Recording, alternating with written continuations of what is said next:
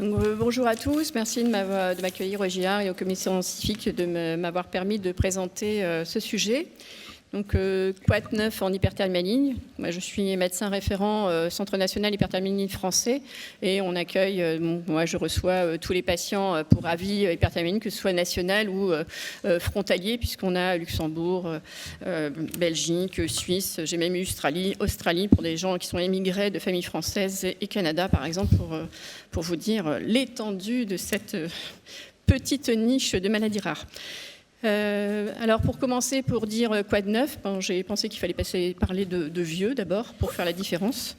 Donc ici, vous avez le docteur Denborough, c'est un Australien qui a mis en évidence l'hyperthermie maligne. En 1960, il en a parlé dans le Lancet et ensuite dans le BJA. Et c'est lui qui a mis en valeur, enfin c'est lui qui a découvert le caractère en tout cas héréditaire familial de l'hyperthermie maligne. Et il décrit un premier cas d'hyperthermie maligne avec un jeune homme qui fait pour une intervention, au bout de 10 minutes sous halothane, il fait pâleur, hypotension, tachycardie. Il est très chaud et brûlant et ils arrêtent l'anesthésie, poursuivent la chirurgie rapidement et le patient survit. C'était un des premiers cas qui a été décrit.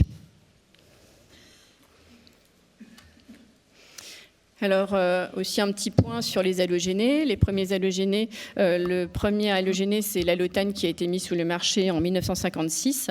Et ensuite, en 1973, ça a été l'enflurane, puis 80, l'ésoflurane, le desflurane en 92 et 94, sévoflurane. Donc, vous voyez qu'au fur et à mesure du temps, eh bien, tous ces halogénés sont arrêtés. Il n'y aura plus que le sévurane, puisque le desflurane, qui était le dernier avec le sévoflurane, est arrêté, là, je pense, définitivement. Donc, actuellement, il ne restera plus que le sévoflurane. Là aussi, un petit rappel sur les halogénés. Donc, tous les agents halogénés sont des hydrocarbures qui sont halogénés, pour lesquels il y a un ion fluor, brone ou chlore. Et les propriétés physico-chimiques et de liposolubilité dépendent de la substitution de cet atome d'hydrogène par l'atome de fluor, mais aussi par le brone et à moindre degré le chlore. Donc, l'halotane, lui, comprend un atome brome et de chlore, plus le fluor. L'isoflurane, c'est uniquement l'atome chlore et plusieurs atomes de fluor.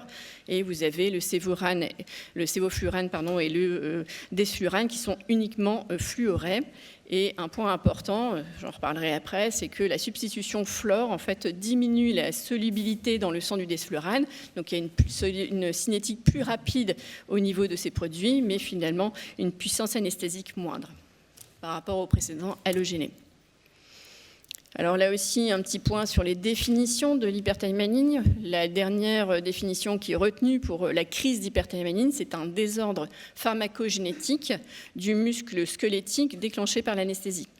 Donc tous les agents halogénés sont déclenchants, donc maintenant il ne restera plus que le sévorane, et qu'ils soient accompagnés ou pas d'un curare dépolarisant. Donc vous avez la cellocurine, succinylcholine ou chlorure de succimétonium, et le curare seul utilisé ne donne pas de crise d'hyperthermie, va être à l'origine d'un spasme des masséter qui est un signe fort de sensibilité à l'hyperthermie maligne.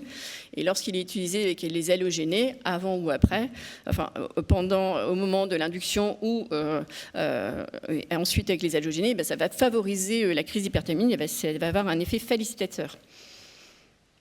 Et c'est aussi génétique, puisque c'est à caractère autosomique dominant, donc ça veut dire que c'est de transmission de parents à enfants avec une probabilité de 1 sur 2, et ça touche le muscle strié, donc c'est dû à une anomalie, à des mutations, donc on ne dit plus non plus le mot mutation, on dit variant, mais donc là c'est des mutations dans le canal calcique du récepteur à l'arrière-inodine YR1 du réticulum sarcoplasmique qui va être responsable du couplage entre l'excitation et du muscle squelettique et sa contraction. Alors là également, une définition des crises d'hyperthermie maligne, donc c'est bien un hypermétabolisme intense qui est prolongé du muscle squelettique qui va survenir sur un sujet qui est prédisposé génétiquement et lorsqu'il est exposé aux agents déclenchants et ça survient de manière inconstante. La sensibilité, c'est la prédisposition pharmacogénétique à la crise d'hyperthermie maligne. Et le probant, là c'est un terme génétique, ça désigne la personne atteinte de maladie génétique à partir de laquelle on fait le conseil génétique. Donc dans l'hyperthermie maligne, c'est le patient 0 ou le patient index. C'est celui qui fait la crise d'hyperthermie maligne ou qui est suspect de la crise d'hyperthermie maligne. Je vais vous montrer une cohorte qu'on a fait au centre d'hyperthalamique. Donc c'est une cohorte historique, puisque ce sont des patients qui ont été intégrés à la base de données depuis 1973 jusqu'à 2018. Et donc c'est bien une cohorte sur les probants, c'est ce que je vous viens de dire, c'est sur les patients qui ont fait une crise d'hyperthalémie ou suspect d'une crise d'hyperthalémie maligne. Donc la caractéristique de ces probants, eh bien on a des probants, l'allotane a été commercialisée en 1956, on a déjà des cas déclarés en 1960. Dans les décennies 80 et 90, eh bien vous voyez qu'il y a beaucoup de probants et il y en a 2 fois moins après la décennie 2010 et actuellement c'est stable, on en a environ une 50aine par décennie. C'est comme dans la littérature, c'est en général c'est 2/3 de la population masculine protégée, alors pour lequel on ne sait pas pourquoi c'est plutôt les hommes. Alors pourquoi en 90, ensuite, les décennies 90, il y a eu une chute du nombre de probants, enfin de gens de déclaration en tout cas, c'est qu'il y a eu une alerte par la FDA, donc la Food Drug Administration, pour un arrêt de la pratique d'anesthésie qui était faite principalement chez l'enfant, qui consistait à l'induction inhalatoire par les halogénés et l'allotane, et on mettait la cellocurine pour l'intubation, donc ça a été définitivement arrêté, et on a diminué le nombre en tout cas de probants, de patients qui ont fait des manifestations d'hyperthermie maligne. L'âge des probants, donc l'âge moyen dans notre cohorte, elle était de 15 ans, mais ça va aussi depuis les tout petits, quelques mois, jusqu'à un maximum 74 ans. Autrefois, dans la décennie, jusqu'à la décennie 90 et 2000, c'était plutôt avant, donc la décennie 70-80, pardon, c'était surtout un enfant de sexe masculin de moins de 10 ans. Dans les années 90 et dans les décennies 2000, c'est plutôt un jeune adulte de sexe masculin donc de moins de 20 ans. Et actuellement, dans la dernière décennie, comme vous voyez, eh bien, vous avez tous les âges sont représentés. Donc il n'y a plus de tous les âges, on a beaucoup plus un plus grand panel d'âges dans les crises d'hyperthermie. Les halogénés, donc on l'a vu, c'était au début, avant les années, jusqu'à la décennie 90, c'était principalement une association cellocurine et halogénés. Puis ensuite, on n'a eu que des halogénés. Et on voit que malgré tout, dans l'ensemble de la cohorte, il y a encore 10% de spasmes masséter, c'est-à-dire que des patients ont fait un spasme masséter à la cellocurine seule. Comme je vous rappelle, c'est un signe fort de la sensibilité à l'hyperthermie maligne. Les agents déclenchants, eh bien, auparavant, c'était essentiellement l'allotane. Puis ensuite, dans la décennie 90, on a eu autant de desflurane que sévorane. Et après 2000, c'est principalement le sévoflurane. Donc le sévoflurane, malgré toutes les dires, parce que je l'ai entendu dire, le sévoflurane est aussi responsable de crise d'hyperthermie, puisqu'on m'a dit qu'il n'y en a plus avec le sévoflurane, et donc il y en a encore. Les premiers signes, donc autrefois, dans les années 80, c'était essentiellement des signes cliniques tardifs, donc c'était l'hyperthermie, la rigidité, l'arrêt cardiaque, la cyanose. Et depuis 1980, avec l'avènement des capnographes, eh bien, c'est le premier signe d'alerte qui est signalé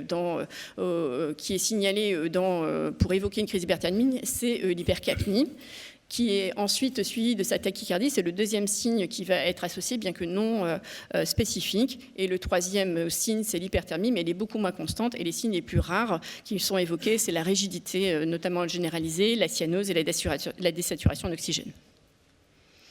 Alors, les CPK, quelles que soient les décennies, il y a toujours des taux de CPK très importants qui sont un signe donc, de gravité de la crise, puisqu'on a des CPK qui vont jusqu'à 22 000, 23 000.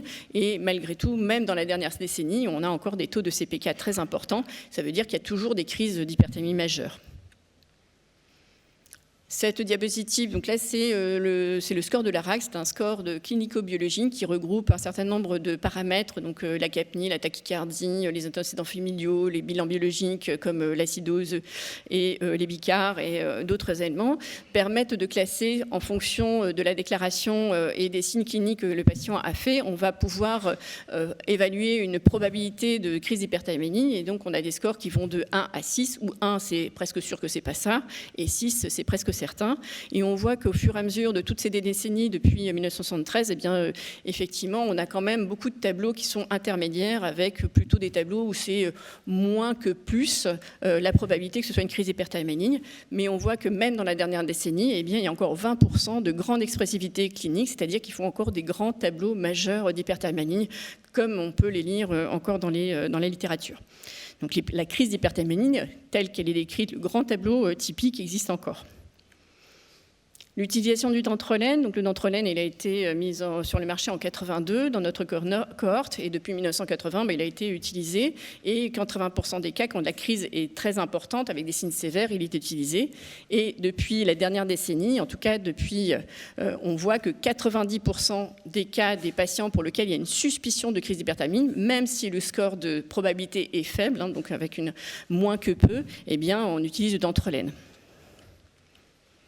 La mortalité de la crise, donc autrefois, elle était pourvoyeuse de mortalité de façon importante. Il y a 17% quand même dans la totalité de la cohorte.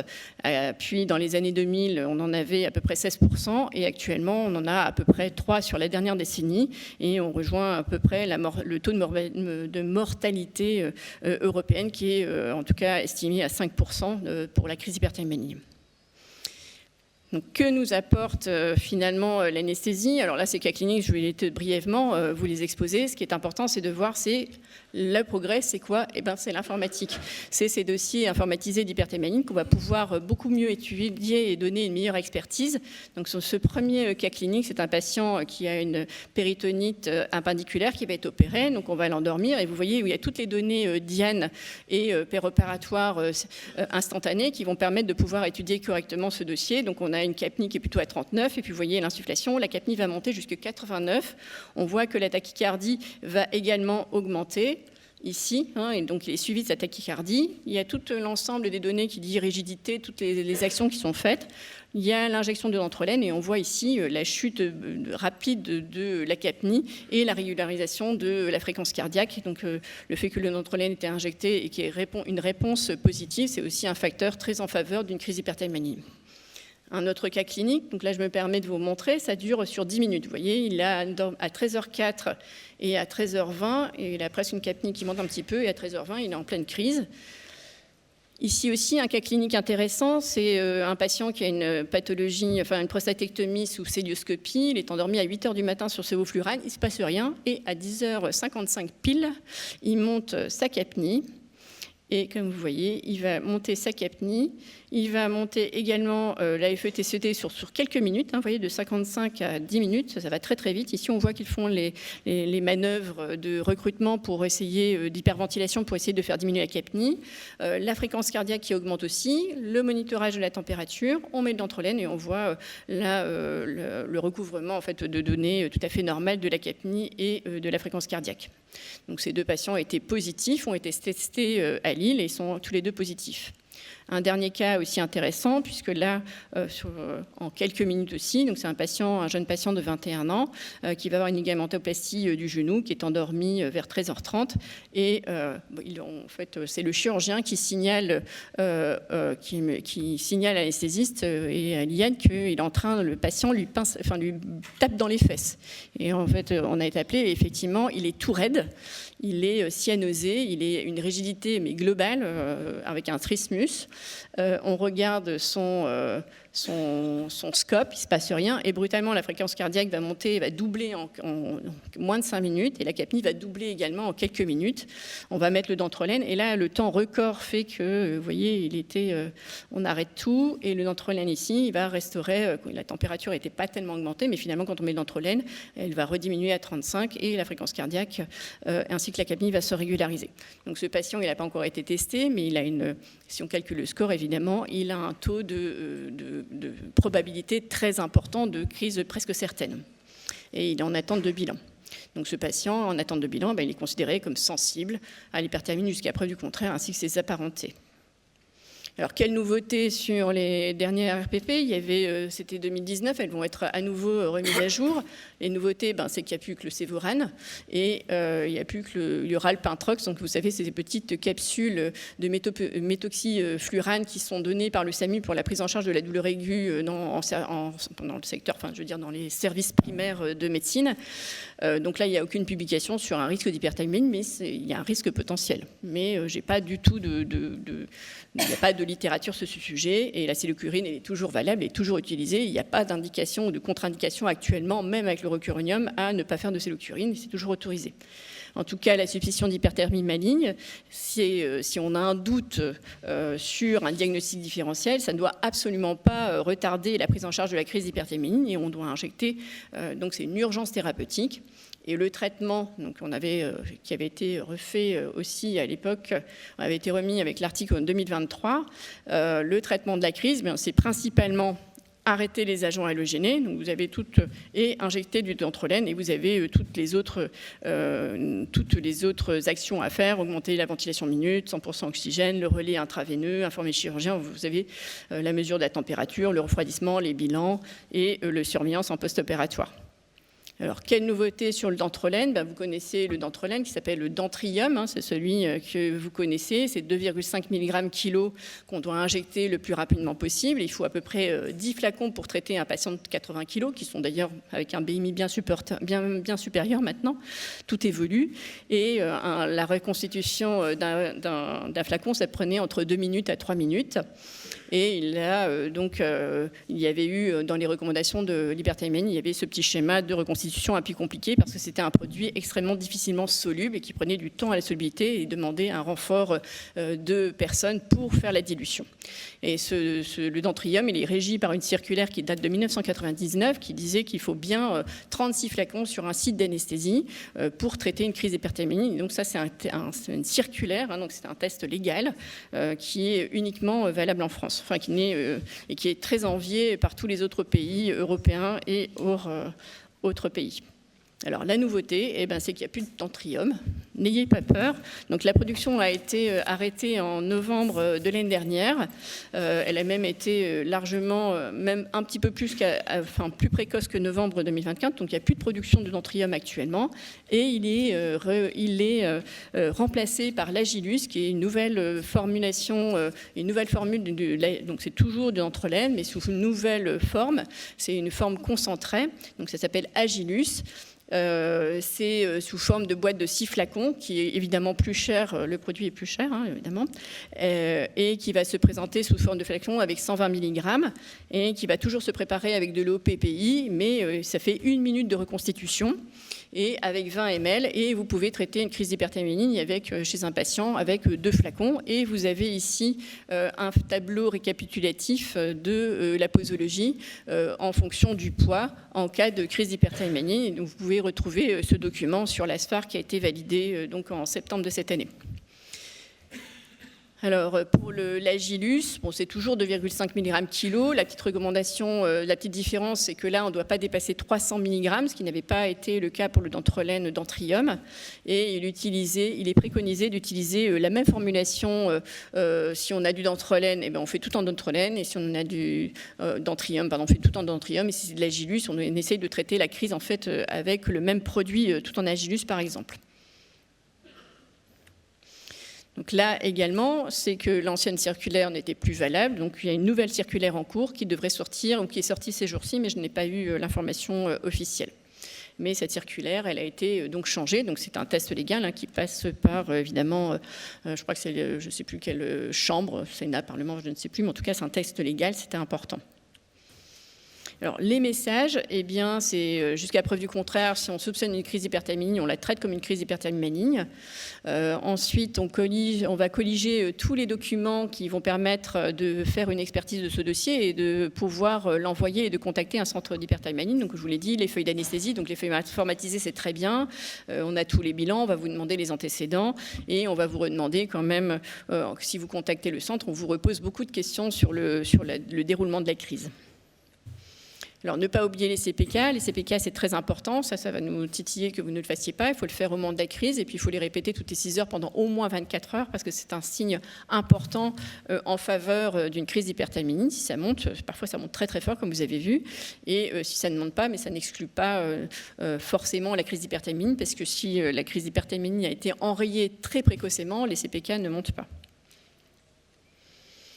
Alors, en cas de suspicion d'hyperthermie, le patient est considéré sensible jusqu'à preuve du contraire, mais aussi ses apparentés. Donc, c'est un réel problème. Il ne faut pas faire un diagnostic à la légère et c'est pour ça que les dossiers doivent être expertisés de façon très précise. Ne pas donner ce fardeau à une personne pour laquelle on pourrait faire juste un conseil, on va dire, individuel. Mais là, ça va impliquer toute la famille, donc les enfants, les frères et sœurs, les pépés et mémés. Donc, ça va aller très loin dans la famille. Donc on doit remettre, si vous êtes anesthésiste, vous avez une suspicion des crises d'hyperthermie, vous devez remettre un document au patient pour lui signaler cet événement, lui donner les consignes d'éviction des halogénés et du curare dépolarisant et donner les coordonnées d'un centre d'hyperthermie maligne. Alors comment on fait le diagnostic de sensibilité à l'hyperthermie maligne? Eh bien, avant 2008, eh bien, c'était les tests halothane caféine qui étaient faits à Lille depuis 1973 par une biopsie musculaire. Et ensuite, il y a eu l'avènement de la génétique, et la génétique a pris son essor surtout dans les années 90, et on a trouvé les premières mutations on ne dit plus mutation d'ailleurs, on dit variant, sur l'hyperthermie maligne. Et après 2008, la génétique ayant bien évolué, c'est devenu le premier test que l'on fait en première intention, en tout cas, pour le diagnostic de l'hyperthermie maligne. Et si c'est non conclusif, eh bien, on fera des tests halothane caféine. Alors, il y a plusieurs gènes impliqués dans la sensibilité à l'hyperthermie. Il y a surtout le gène YR1, c'est celui qui est connu. Et il y a 72 variants actuellement. Donc, il y en a qui sont pathogènes 100%, et il y en a qui sont probablement pathogènes. Et il y a d'autres gènes impliqués, comme le gène de la sous-unité du récepteur de l'hydropyridine, le CAC1S, pour lequel il y a 2 variants reconnus pour l'hyperthermie maligne. Et puis, il y a aussi le gène STAC3, qui est le gène myopathie amérindienne, qui aurait un rôle potentiel dans l'hyperthermie maligne. Alors, il y a 2 résultats possibles dans l'hyperthermie maligne. Donc, on fait d'abord en première intention ce test génétique. On recherche un variant, toutes ces mutations chez le probant, donc celui qui a fait la suspicion de la crise. Et s'il y a un variant, même lorsqu'on est à 100% sûr testé hyperthermie maligne, il n'y a que 60% des patients hyperthermie maligne certains qui ont une mutation, puisqu'il y a une spécificité, mais une sensibilité assez faible.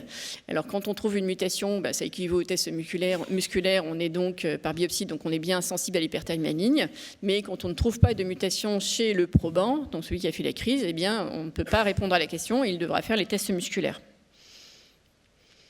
Alors, le test musculaire, eh bien, c'était fait à Lille. Vous avez ici un petit schéma, c'est très artisanal, donc c'est une sensibilité supérieure à 99%. À l'analyse d'ADN, comme je vous ai dit, c'est que 55 à 60% des patients pour lesquels on retrouve une mutation. Donc, le principe, c'est de façon très schématisé. On prend un morceau de muscle frais chez un individu qu'on fait venir, on fait une loco-régionale, on prélève un morceau de muscle et on le met sur une jauge où on va mesurer la force et notamment la contraction et la contracture à des expositions d'halogénés et de caféine de manière à des concentrations progressives d'halothane et de caféine. Donc en gros, les IVCT sont indiqués en deuxième intention lorsqu'il n'y a pas de variant retrouvé chez le probant et en première intention, du coup, chez les apparentés, si le probant n'a pas de variant. Il n'y a pas d'autre moyen de faire le diagnostic. Donc ici, un résultat de test pour vous montrer. Donc là, c'est un patient sur la première ligne. Ici, donc c'est un patient qui va être normal, pour lequel qui est testé, qui est normal. Donc on va mettre ce morceau de muscle sur une jauge de contraction. On va l'exposer à des doses de déconcentration progressive d'halothane et on va voir que, comme dans la vraie vie, eh bien la ligne de base et le muscle va se relâcher. Donc c'est tout à fait la réponse normale. À la caféine, eh bien, il va pas avoir de réponse particulière et c'est normal de contracter à des doses très importantes de caféine, qui n'a rien à voir avec l'expresso que vous prenez. Et ensuite, vous avez, dans la deuxième partie, vous avez un patient positif. Donc là, vous voyez, il est mis, on va monter ce morceau de muscle de la même façon, on l'expose. Et là, le muscle, la ligne de base va s'élever et la hauteur va baisser. Donc il va y avoir une contraction, puis une contracture du muscle qui va dire qu'il va être positif. Et là, il est positif pour des taux très faibles d'halogétane. Et pour la caféine, il va être contracté pour des concentrations de caféine très faibles également. Alors, sur les IVCT, que dire? Eh bien, ça a été inventé, vous voyez, c'était déjà M. Demboro du début de 1960, qui avait déjà fait les tests, et vous voyez qu'à Lille, c'est en place depuis longtemps, et là, c'est le nouveau matériel en Espagne. Eh bien, ça n'a pas changé, c'est des tests artisanaux. Il n'y a pas d'autre moyen, en dehors de la génétique et les IVCT, de faire le test. Alors, il y a des tests, il y a des choses qui ont été faites. On a injecté sur des biopsies du muscle, on a injecté des halogènes directement, que ce soit au niveau biochimique, dynamique sur les récepteurs calciques, les transferts du calcium. Il y a même là une étude, j'ai vu, puisqu'il y a un rapport, je reviens sur les fluorés, sur les organophosphorés, donc ce sont les pesticides. Il y a une étude qui a été faite chez les patients, sur des biopsies de patients hyperthermie maligne. Ils ont ils ont fait des tests avec des pesticides, il ne se passe rien. Donc il n'y a pas actuellement d'autres moyens de faire le diagnostic en dehors de la génétique. Et si elle est insuffisante, eh bien faire les tests musculaires. Il y a un autre problème qui arrive, c'est que, bien, vous avez vu, il n'y a plus d'allogénés, donc il y a une rupture actuellement et on est en manque pour certains centres, que ce soit aux États-Unis, que ce soit en Amérique du Nord ou du Sud.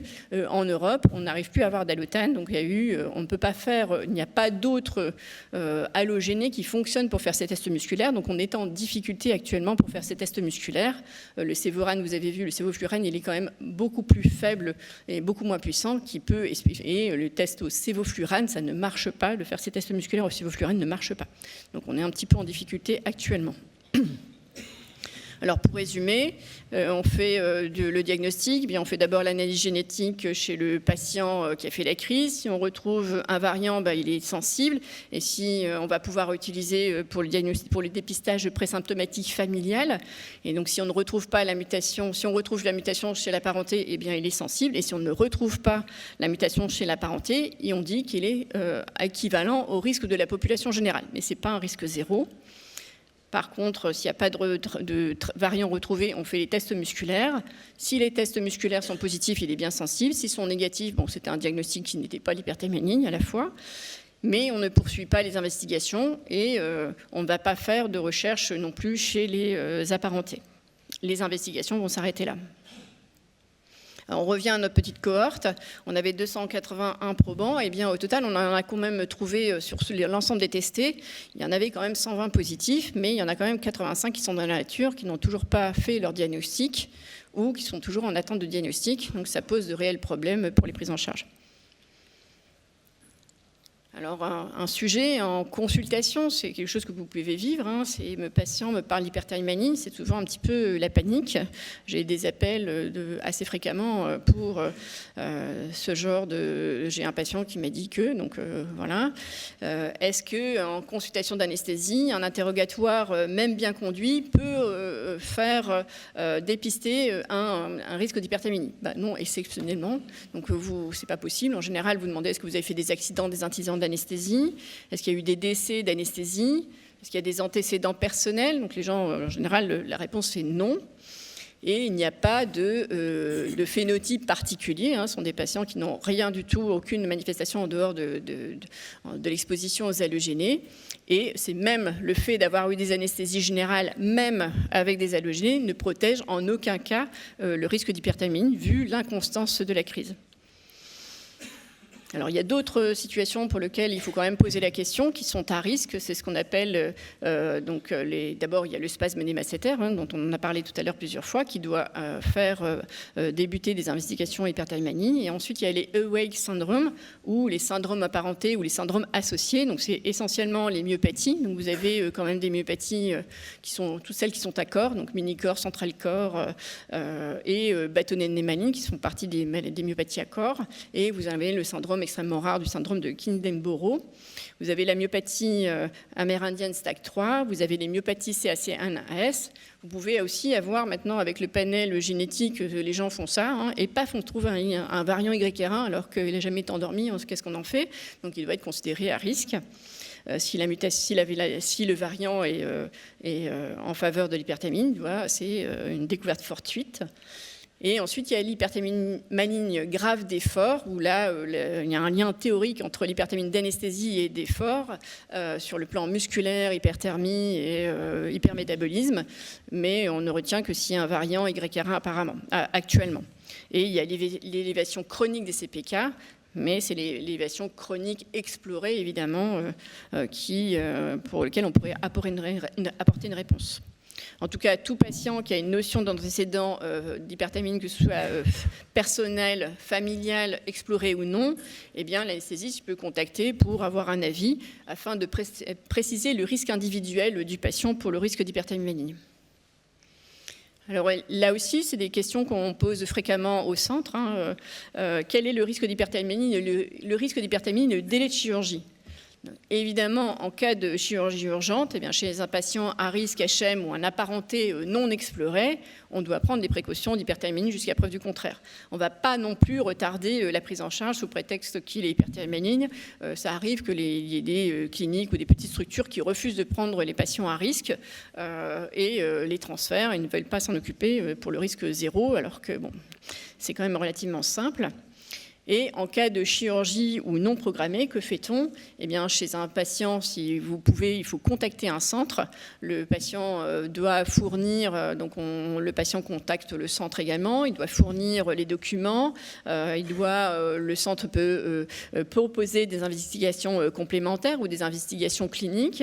Et il va poser la réflexion pluridisciplinaire entre l'anesthésiste qui est en charge du patient pour sa chirurgie, le patient lui-même et le médecin référent. Et il faut bien savoir qu'il y a un délai, comme je vous ai dit, très important, avec un retard des tests musculaires actuellement, pour pouvoir poser des diagnostics. Donc des diagnostics très longs. Est-ce qu'on doit vraiment retarder des chirurgies? Une cholestectomie pour une patiente qui a des coliques hépatiques, est-ce qu'on doit attendre 2 ans pour pouvoir faire sa cholestectomie? C'est pas sûr. Donc en tout cas, en cas de diagnostic de sensibilité qui soit incomplet ou en cours ou en cas d'incertitude, le médecin anesthésiste doit évaluer la nécessité du délai de chirurgie, il doit évaluer le bénéfice attendu et proposer un délai raisonnable de la chirurgie. Donc le centre de référence avec qui il est en contact, eh bien, il va évaluer ce risque de sensibilité individuelle, il va émettre des consignes d'anesthésie individuelle adaptées à son risque et avec l'application d'un protocole qui va donc éviter la survenue d'une crise d'hyperthermie. Donc en résumé, que faire en consultation d'anesthésie? Eh bien, l'interrogatoire, soit vous découvrez ou pas, soit s'il vous dit oui, il faut qu'il présente des documents. S'il a des documents, c'est très simple, comme on revient sur le principe du diagnostic, eh bien, si les tests sont négatifs, eh bien, c'est tout, il n'a pas de risque particulier, pas de consigne à prendre. Et par contre, si les tests sont positifs, eh bien, effectivement, il est sensible à l'hyperthermie, il doit prendre les précautions. Et s'il n'a pas de documents, soit il a une prise en charge en urgence et on prend les consignes d'anesthésie, d'éviction des halogénés, des agents curarisants, dépolarisants. Et si on a un diagnostic incomplet ou qui ne peut pas être fait dans le délai, eh bien, on prend les précautions aussi de même. Alors, quelle nouveauté aussi sur les centres? Eh bien, il y avait 3 centres historiques, il y avait Lille, Paris et Marseille. Et actuellement, il y a 2 centres supplémentaires qui sont ouverts, donc avec une reprise d'anciens centres à Grenoble et l'ouverture d'un nouveau centre à Bordeaux dorénavant. Il y a un centre biologie moléculaire donc, qui rassemble l'ensemble qui est spécialisé dans l'eugénie grécarin, donc hyperthermie, hyperthermie d'effort et myopathie, myopathie à corps, qui est le centre de Grenoble.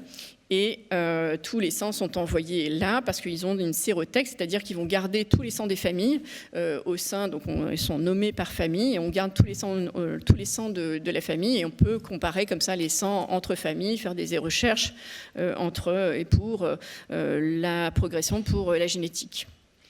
Et la mission de Centre HM, c'est donc bien de définir le risque HM réel et individuel, mais aussi familial des patients, de faire le conseil anesthésique individuel et familial, de faire le diagnostic de la sensibilité à l'hyperthermie et il va délivrer des courriers médicaux pour la sensibilité ou des avis anesthésiques. Et il va surtout assurer le suivi des familles, puisqu'on va avoir des centres référents et les familles, quelle que soit leur situation géographique, vont pouvoir s'adresser au centre qui a suivi initialement leur famille. Voilà, je vous remercie pour votre attention.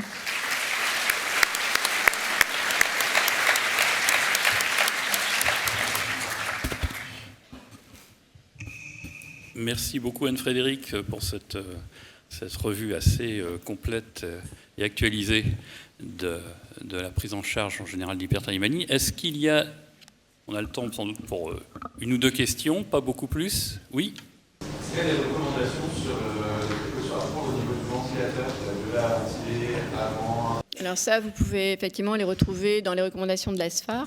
Il y a sur les RPP de 2019 et il y a effectivement des recommandations sur la ventilation de certains respirateurs. Tous les respirateurs n'ont pas été testés pour moins 5 ppm d'halogénés.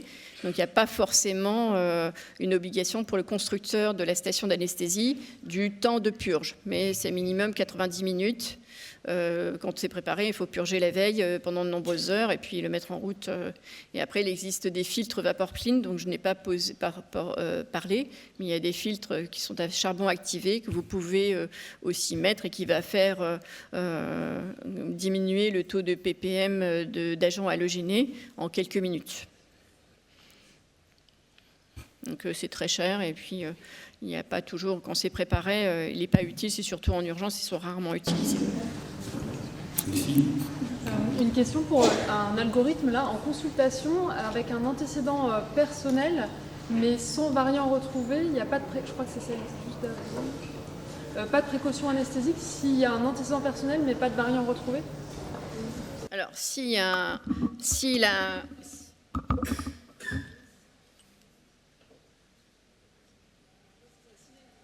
Alors, si les patients, c'est-à-dire que là, j'avais mis en les deux.